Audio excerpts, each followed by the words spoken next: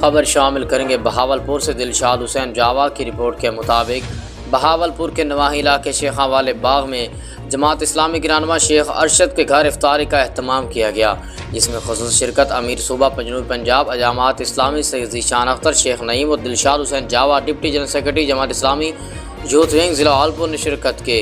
اس موقع پر سید ذیشان حیدر نے خطاب کیا۔ مزید کیا کہنا تھا جانتے ہیں اس رپورٹ میں۔ یہ حلال چیزیں ہیں لیکن میرے کہنے پہ روکا ہے، اور 1 مہینہ مسلسل تم نے یہ مشق کی ہے۔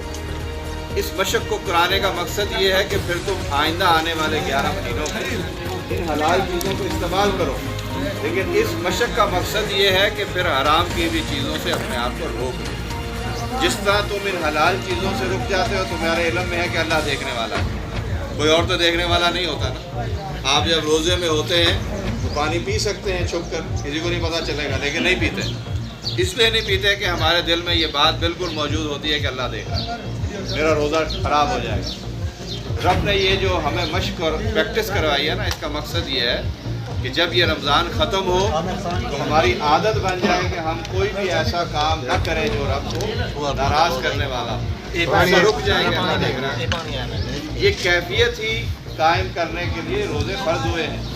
لعلکم تتقون جو فرمایا نا، وہ اسی بنیاد پر کہا ہے کہ اللہ کا خوف تمہیں آ جائے، اللہ کی خشیت تمہیں پیدا ہو۔ تو یہ تو ہم میں سارے کو زیادہ لینا چاہیے کہ اگر رمضان کے روزے گزرنے کے بعد ہماری کیفیت پہلی جیسی ہو گئی ہے، جیسا عموماً معاشرے میں ہوتا بھی ہے، اب یہ چاند رات جب آئے گی تو وہ ساری چیزیں جس کو ہم 1 مہینہ چھوڑ کے بیٹھے ہیں، وہی گانے بجانے شروع ہو گئے، بازار کے چکر شروع ہو گئے، اسی طرح جشن منانے شروع ہو گئے۔ اور فجر کی نماز میں جب پہلی یکم شوال عید کی جو فجر کی نماز ہے، اس میں پھر نمازی 2 یا 3 صفوں میں چلے جاتے ہیں، تو کہتے ہیں جی رمضان کے نمازی چلے گئے۔